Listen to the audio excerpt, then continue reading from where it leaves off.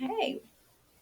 I am thrilled today to introduce you guys to an amazing woman in the workplace. Her name is Shree Taylor, and Shree is Vice President of Governmental Analytics and Innovation. So, Shree, welcome to the show. Thank Thank you you. for being here today. Thank you so much, Dana. It's so nice to meet you. I'm so excited to get to know you because you represent so many things to me. A female leader in the workspace who's an innovator, who loves math, who loves consulting, who loves leading people. Tell us how you got to this position. What were those pivots in your life? Did it start early on when you were young and you knew you loved math, or what? How did you get here Oh, today? wow. Yeah, that's a big question. Thank you for that.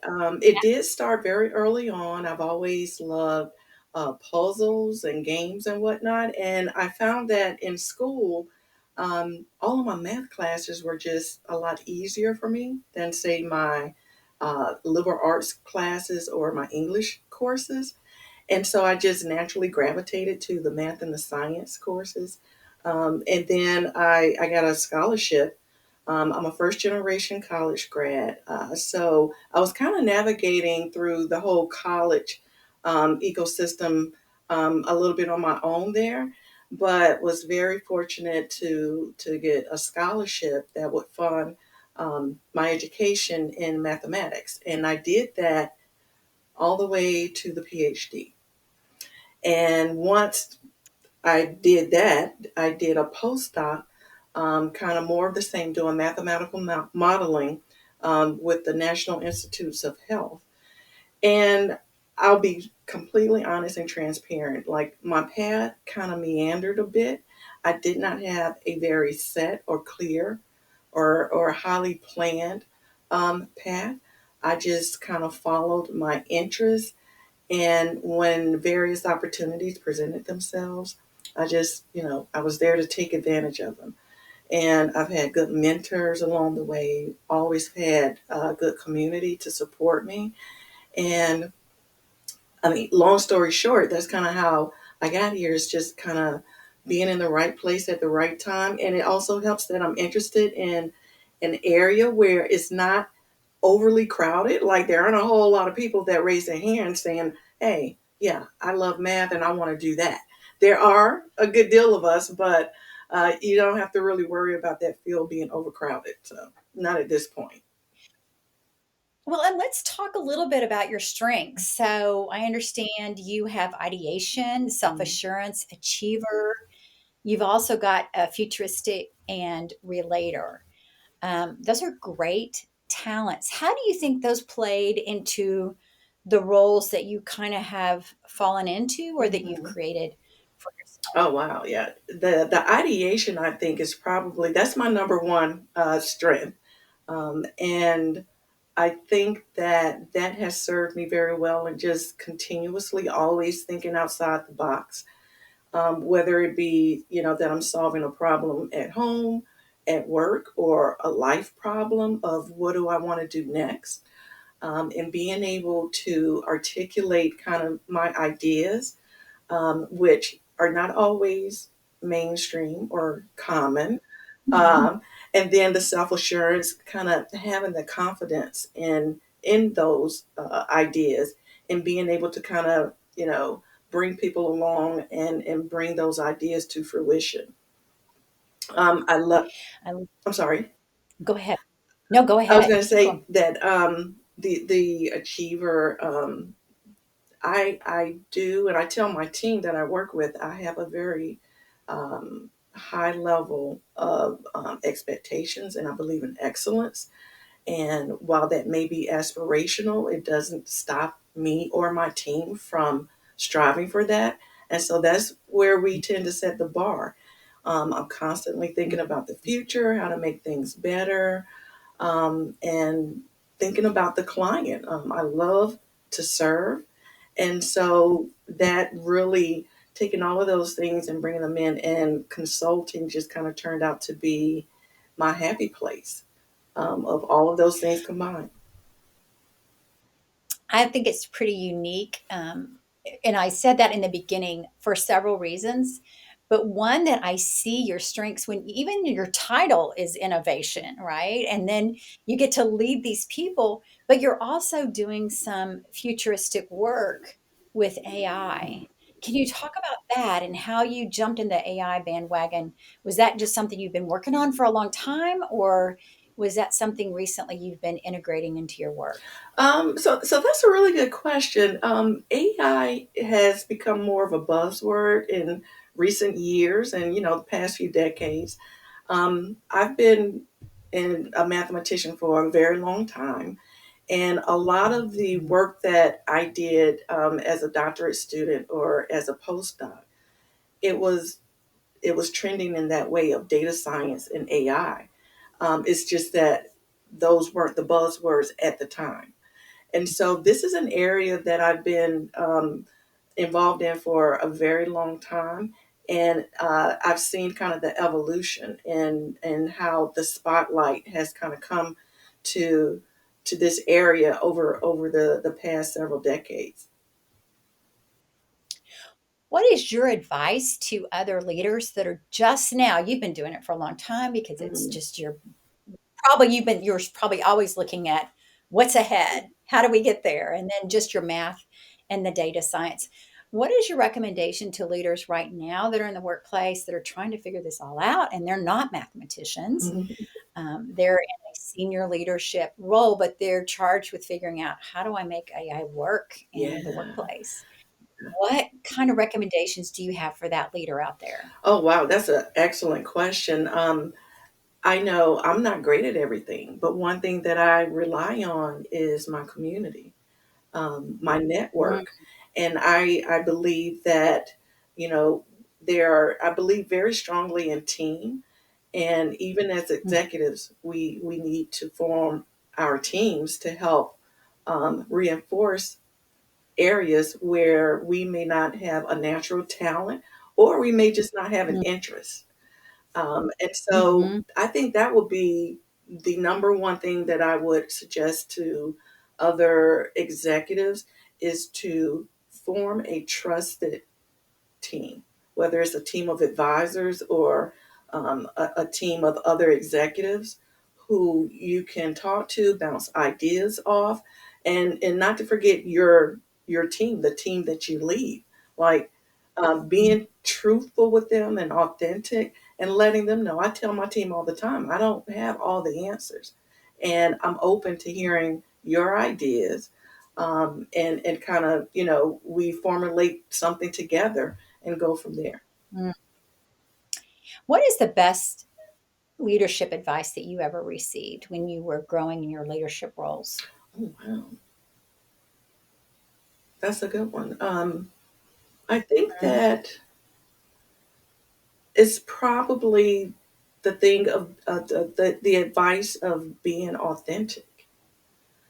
Um, mm, and not really trying to be like anybody else that you see. I mean, you identify positive traits or attributes that you want to work on in yourself, but being very authentic and true to who you are, I think is the best leadership advice I ever got, because you want to be comfortable in your skin when this is a space that we're in constantly. So it's not like you kind of put on the jacket and take it off. This is who we right, are. right. And I think that's so powerful because what I've learned over the years is when I'm being my authentic self, it's so much easier to be Mhm. creative, to Yes. create things that it just comes from that place. So, can you share a moment or an experience that led you to discover your authentic self? Because you said you were the first generation to go to college and Mhm, to mhm, keep moving on. So, I'm sure there were mentors and people along the way. But was there a moment or an experience that kind of led you to say, man, I can be at this intersection of mhm. leadership and AI and data science and math, and you created this kind of role for yourself? Was there a Oh, moment like wow. that? Yeah, I would say so. Along my journey, I've done a lot of different things, but at one point in my journey, shortly after I completed my PhD, I started a consulting firm, doing very similar things and working with the federal government. And I started it with two business partners who had very similar backgrounds to mine. And we didn't have experience in starting a business or leading a small business in as federal contractors. And that was a Mm, very um, enlightening moment, a very enlightening mm, period during my life where I learned lot about myself and mhm. my capabilities. So I think that was the time where I saw a lot of my talents and strengths and the possibilities kind of come together in that moment in time. Wow. And was that when you learned your Clifton Strengths or your Strengths Finder? Is that about that time? I Do actually did the Clifton Strength Finders around that time, and I've done it like within the past year again, and I'm Mhm. still the same person. So my strengths are still the same. So as a mathematician, you kind of like to validate that data every now and again. So I did that. And yeah, yeah. So I've known about my strengths, and it is a really good opportunity to raise your self awareness and to know where your blind spots Yeah. are and where you fit on a team as you're building a team. So how did your understanding of strengths play a role in that? Um, Another excellent question. I think that again, the Strength Finders gave me a lot of insight and helped me to understand more about myself and kind of why I do the things that the way that I do, or why I tend to navigate towards certain problems or certain people or certain opportunities or certain situations.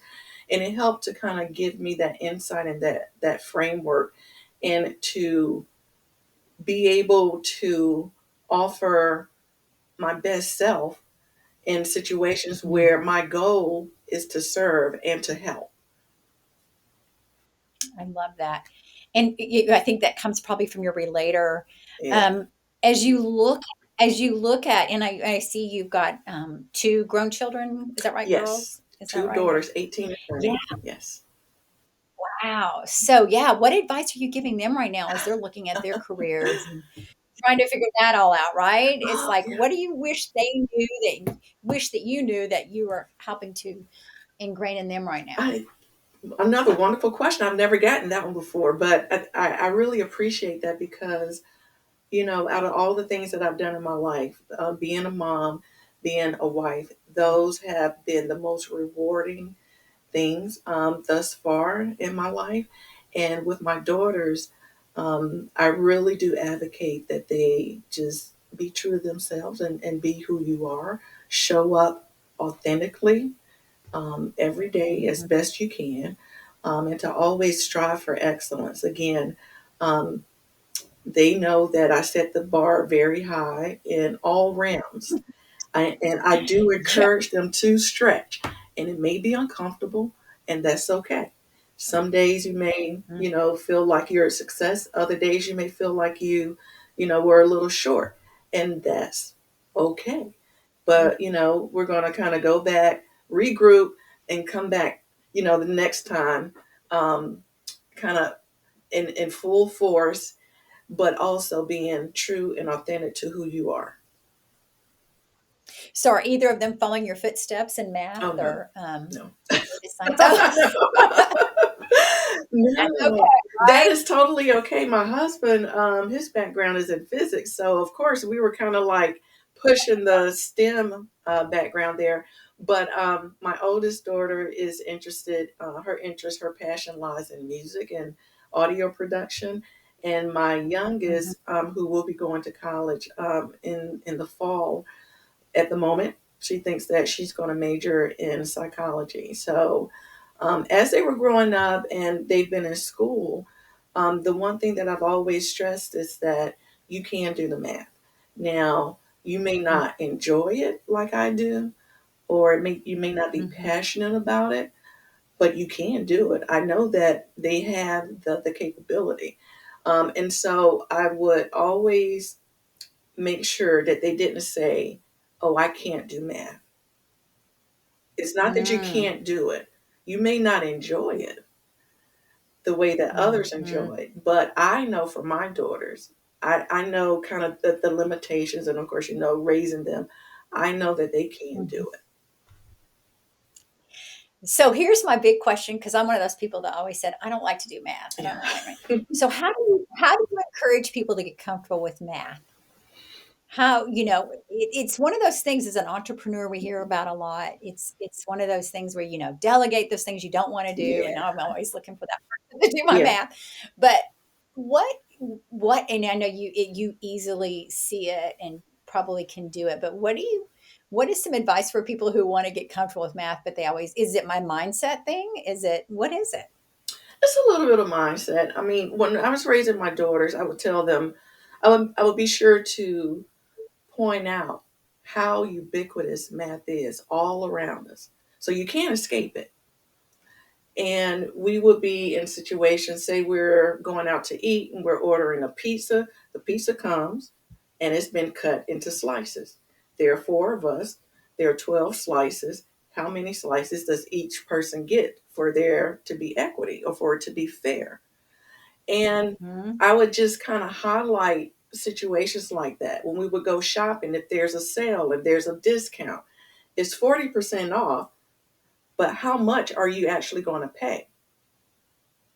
You're going to mm, pay 60% because that's what's left over after you take 40% off. And so just highlighting these everyday moments, it's a mind shift. mm, And in order to navigate through the world, everybody uses math. If you have a bank account, if you're exchanging money, even if it's, digital money, um, mhm, everybody is doing it, and there's a literacy that you have to have. And it's just, I think, a matter of finding the right application or the right mhm, framework so that you're interested in it. Um, another example I'll give you that I would tell my girls, I like design as well. And a lot of people would say, oh, well, those two don't really coexist, but there's a lot of math in design, the shapes and proportions and whatnot.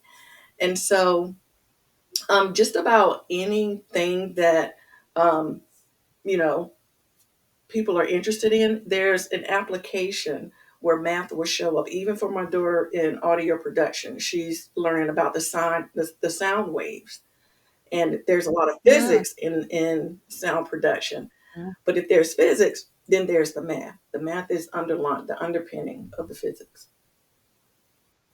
I love how creative you describe that, and I think that's probably why you're good at telling a story with data, and as a professor, so you taught quite a bit as well, right? In between your degrees, were you Yes, teaching as well? yes. I spent. And I'm sorry. no, go ahead. Yeah, I was just going to say I spent a few years teaching a graduate level math course at Georgetown, and that was very. It was a kind of a different stint from my the work that I had been doing, where I had been doing more consulting like type of activities, and so this was kind of a pivot to go into academia. There was an opportunity, and it was a wonderful opportunity. And I decided to explore it a bit. Thoroughly enjoyed it, but I was missing consulting. So I Mm. still teach as an adjunct, but my primary job day to day is in federal consulting. So you work with Navy, you work with the military, is that who you're working with now? So And I have done that in the past. Right now, my this position that I'm in as the vice president of government analytics and innovation, my focus is leading the business unit for the civilian agencies. So we're okay. focused on all of the non-DoD and non-intelligence community federal agencies. And why do you think you really kind of have this passion for consulting? What is it about consulting that gets you energized from your strengths, do you think? I think it's the people and just wanting to help people and trying to relate to them and help solve their problems.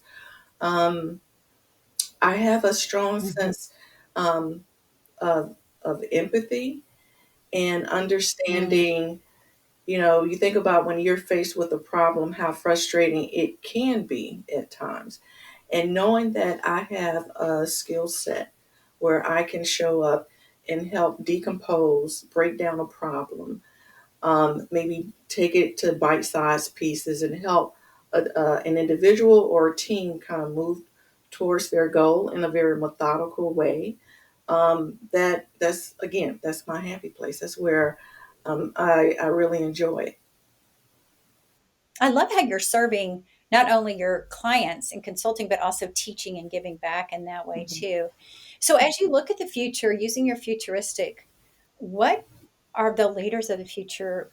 What should be they be getting their skills in? Mhm. There's so many new things. There's so much going out there right now, going on with AI and just with all the changes in the workplace. What do you recommend as a leader right now for those just entering college, like your daughter, Mhm. or some that are just graduating and trying to find their first big opportunity? Oh, What do wow. you see? So I'm totally biased in that. And so, of course, I would say take a math class or a computer science class, physics, take a class in a STEM based class. I think that it is so important that no matter what field you go into, that you're able to hone and develop your critical thinking skills.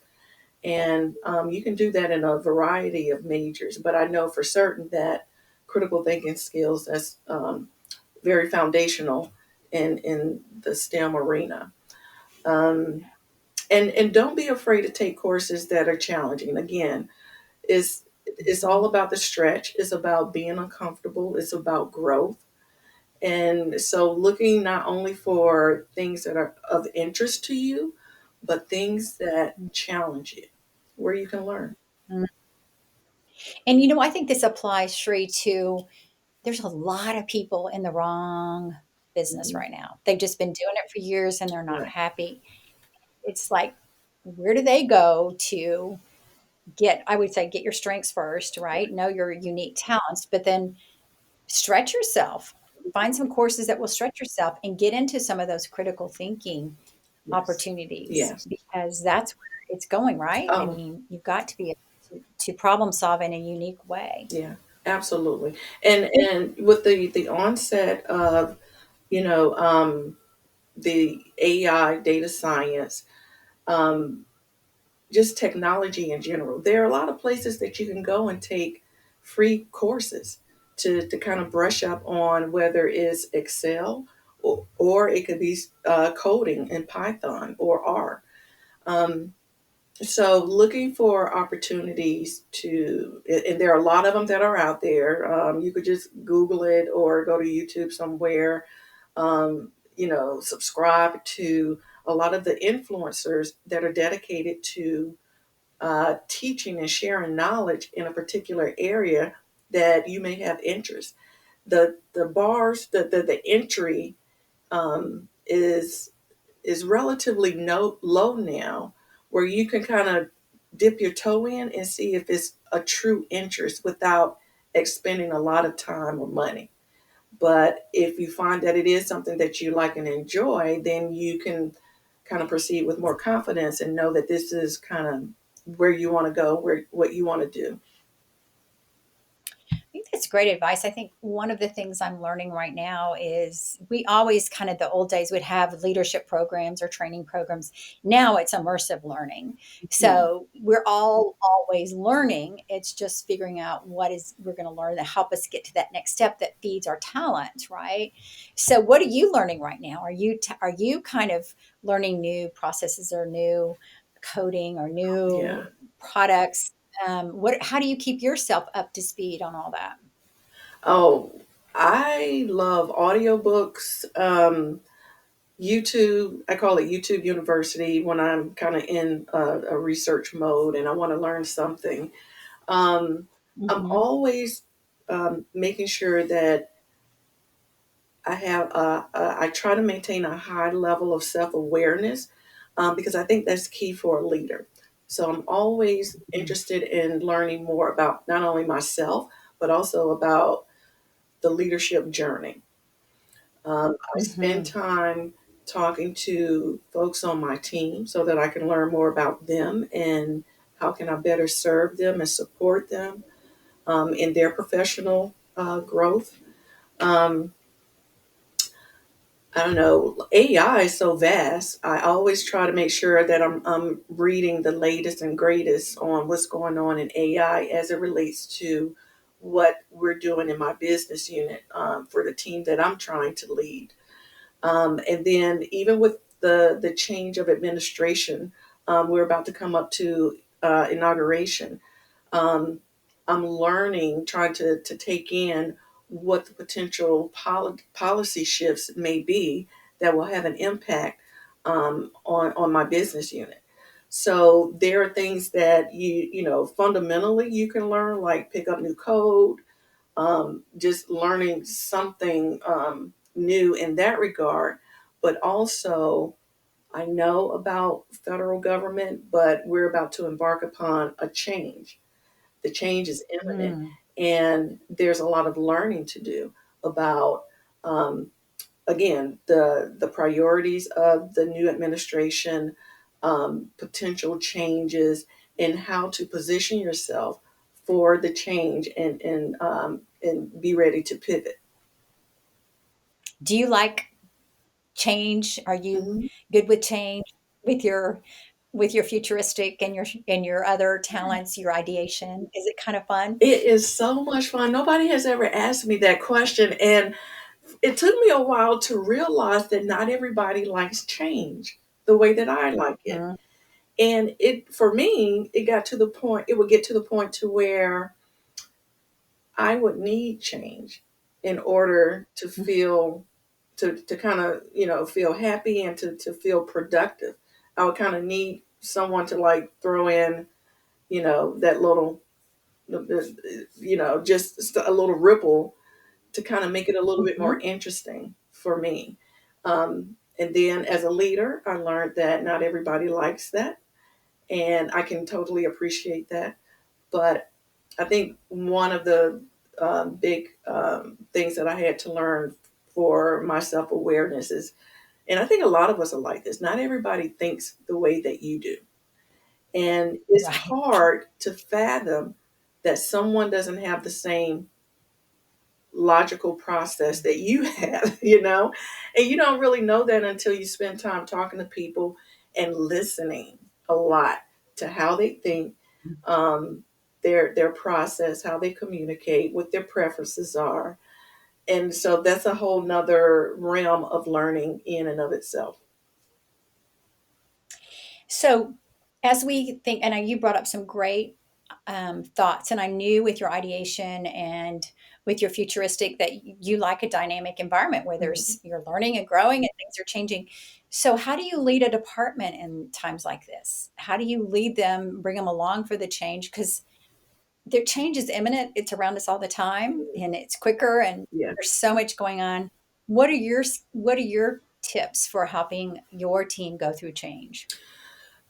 Another good question. One of the things that I have to work consistently on is communication, because Mm, I do tend to get a lot of ideas because of the ideation, um, and mhm, they come very quickly, and a lot of times, and I like change, so I'm ready to pivot. I come up with a new idea, I'm ready to pivot, and I've mhm, learned that I have to be a lot more intentional with my communication mhm, and letting my team know this is what's going on in my head right now. And I have to mhm, let them know I'm brainstorming right now. This isn't my mhm. final answer, but this is just kind of Right. I do like to let people in, and so being transparent, I think, is Mm, something that's needed during a time of change. But also the nuance is that I haven't figured it out yet. I'm moving, I'm pivoting, but I'm not sure mm, if this is going to work the way it's working in my head right now. And it takes a lot to be a leader and have that level of vulnerability. And that has mhm, actually been a more recent theme for me as I've grown in my leadership journey is learning vulnerability, embracing it, and how to use that to build the trust with your team. You know, you're saying some great things that I think are so important right now, especially for a leader. I found the leaders during COVID that were the strongest were the ones that said, I don't know. I know as much as you know, but we're going to figure it out together. Yes. And we're going to try some things. And probably being a mathematician, you're going to test and learn, Yeah. right? And kind of test some things out and get the black and white, but you got to kind of check a few things. And so just bringing them along with you, like you said, and making sure you're communicating all the time Hmm. and understanding where they are and being able to let them know, hey, I don't know everything. I don't even know. These are some ideas. And letting people know you have ideation. That's what I love strengths as a language to use in the workplace because you say, have got ideation. It might be going out in the basement today, but here's my thought. Yeah. But it helps them to hear that and to know that you're not just sitting around waiting for something to happen, that you're going to help create an innovative way to look at change. So I think that's so cool. Yeah. Is there anything as we get ready to close out that you want to make sure our audience of difference makers, leaders out there that are listening to this, that they hear from you as a leader in the workplace, as a leader that's leading innovation and change and working to, with technology and new things? What is your anything that's coming up for you right now that you want to make sure you share as we close out? I think that one of the things I want to make sure that I highlight is the importance of also having your team take the Strength Finders assessment. I've done that with my team, and I have a little chart table, and I know who lines up with ideation. I'm actually probably one of the few out of my team of about 30, 35. But when I add new people to my team, this is one of the assessments that they take because it helps, again, for them to improve their self Mhm. awareness, but it also helps them to fit into the team. And so, as I'm communicating with individuals or smaller teams, um, I do go back and I look at the strength finders because it helps me to communicate better. If I'm talking to someone who's very structured, and I can't think of the strength that aligns with that. Discipline, Discipline. Yeah, discipline. yeah. Yeah. I keep that in mind as I'm engaging with them. And if Mhm. my mind is going all over the place, I take time to kind of like calm my mind and to write out the bullet points that I want to make sure that I communicate to them. And it's Mm. very important to meet people where they are. And as a leader, to really be able to kind of flex your leadership style and to be able to bring out the best in the team that you're leading. Oh, I'm so glad you brought that up, Shree. And I think it's people at work want to be seen and valued. Hmm. And just what you said just there, if I look at their strengths and then I craft my communication based on what I know that they need. Right. And that's using probably a little bit of your ideation and your futuristic to do that. But all leaders can do that no matter what their strengths are, to look at their team grid and see what they need. And Hmm. it helps the team move along so much faster and everybody moves quicker because you're talking to them in their strengths. Oh my gosh, this has been so fun talking to you and learning about your world of consulting and all that you're doing. And just want to thank you for spending time with us today. And I appreciate you sharing a little piece of your world with us today. Thank you.